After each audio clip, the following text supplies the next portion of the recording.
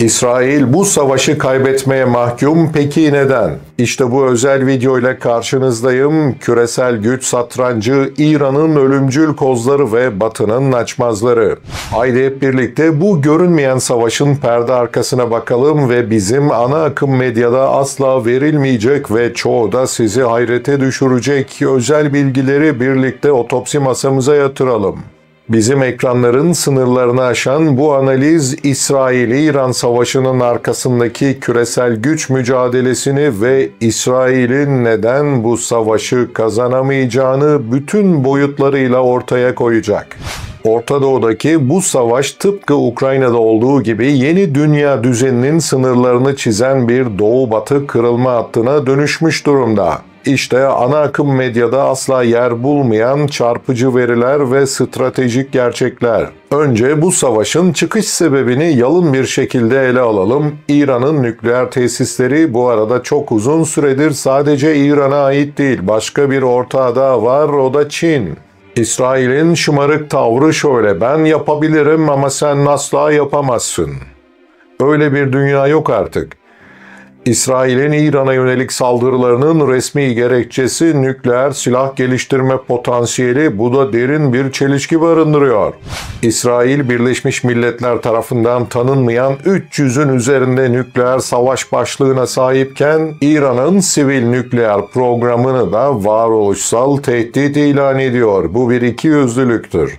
Bu tutum, uluslararası hukukun çifte standartlı uygulanışının da en somut kanıtı zaten. Batı ikiyüzlülüğü. Şimdi çok konuşulmayan Çin'in nükleer varlığı ve gücü kısmına geçelim. İsfahan'daki büyük kırmızı çizgi. İran'ın İsfahan kentindeki kritik detayı, stratejik denklemi kökten değiştiriyor dostlar. Çin Ulusal Nükleer Şirketi CNNC tarafından inşa edilen 3 reaktörlerdeki plütonyumun mülkiyeti Çin Halk Cumhuriyeti'ne ait. İsrail'in Nisan 2025'teki saldırısı teknik olarak Çin'in nükleer malzemelerine hedef aldı. Bakın, bu bilgi hiçbir yerde yok.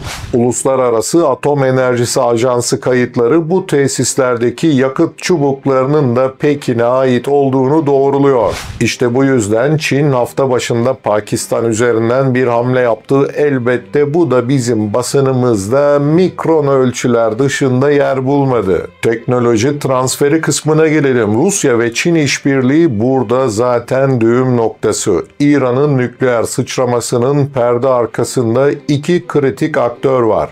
Rusya-Ukrayna savaşında kullanılan Şehit 136 kamikaze İHA'lar karşılığında nükleer teknoloji transferi Rusya tarafından İran'a yapıldı.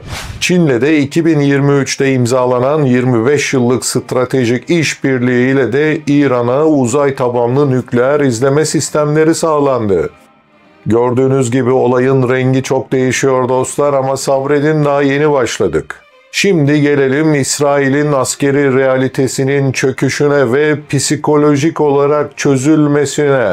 Demir kubbe efsanesi çöktü, yerle yeksan oldu. İran'ın Fettah füzeleriyle düzenlediği son saldırısı İsrail'in hava savunma mitini tuzla buz etti attı. İsrail'in görüntü yasağı getirerek sosyal medyada roket görüntülerinin paylaşımını hapis cezasıyla cezalandıracağını duyurması da bu çözülmenin en belirgin işaretlerinden biri dostlar. O yüzden unutulmaması gereken bir detay, çok önemli. Gelelim vekil savaşlar kısmına ve İsrail'in yalnızlığına. Lütfen kulak verin, İran'ın bölgesel ağ direniş ekseni yani İsrail'i çevreleme stratejisinde etkin bir rol oynuyor.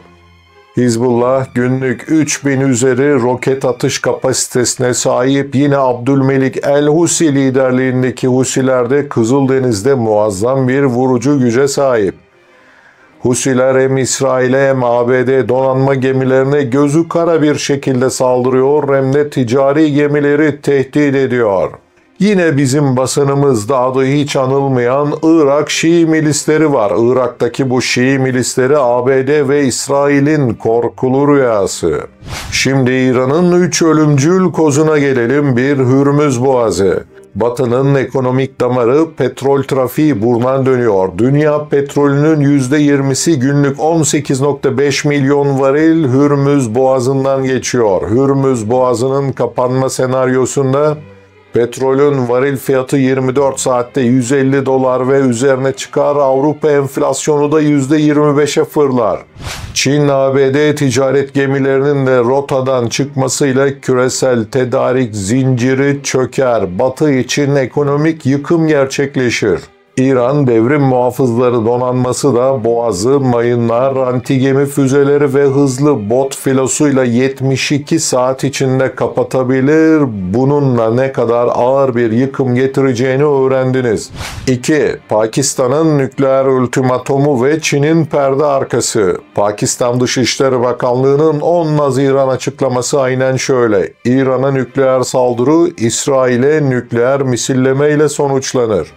Dostlar, Pakistan'ın 165 tane nükleer savaş başlığı ve RAD-2 nükleer kruz füzeleri, Çin'in JF-17 savaş uçaklarıyla nükleer taşıma kapasitesi sağlaması, Hint Okyanusu'ndaki Çin donanma üssü aracılığıyla da lojistik destek. Kısaca Çin, Pakistan aracılığı ile Netanyahu'ya rahat dur yoksa İsrail'i haritadan silerim dedi ve bu da Netanyahu'nun paçalarını tutuşturdu. 3. koz, ambargonun yarattığı milli direniş. Ekonomik yaptırımlar İran toplumunda beklenenin aksine ulusal bütünleşmeyi de güçlendirdi. İran'ın genç nüfus direnci çok büyük. 85 milyonluk İran nüfusunun %65'i 30 yaş altı ve teknoloji adaptasyonunda da oldukça avantajlı. Buna dini motivasyonu da eklediğinizde devrim lideri Hamaney'in Batı'nın tehdidi imanımızın gücünü besler söyleminin toplumsal karşılığı çok büyük. Şimdi küresel satranç kısmına ve küresel aktörlerin hamlelerine gelelim. Rusya'nın ikili oyunu Ukrayna cephesinde İran İHA'larını kullanırken İran'a S-500 hava savunma sistemleri ve siber savaş teknolojisi sağlıyor. İran bu yüzden 4 adet İsrail'le F-35'ini rahatlıkla düşürdü. Hani bu uçaklar düşürülemezdi ya. Çin'in soğuk hesabı ise bambaşka. İran'daki 28 milyar dolarlık enerji yatırımları var ve bazı nükleer santrallerin aslında mal sahibi Çin. Çin'in diğer stratejik hedefi ise şu: Batı'yı Orta Doğu bataklığında tutmak, Tayvan ve Güney Çin denizinde de inisiyatif kazanmak ki şu ana kadar bunda gayet başarılı oldu. Sonuç, kaçınılmaz diplomasi ve Batı'nın çöküş senaryoları. İsrail'in 3 stratejik yenilgisi var. Askeri olarak İHA ve roket dalgaları karşısında demir kubbenin maliyet korkunçluğu.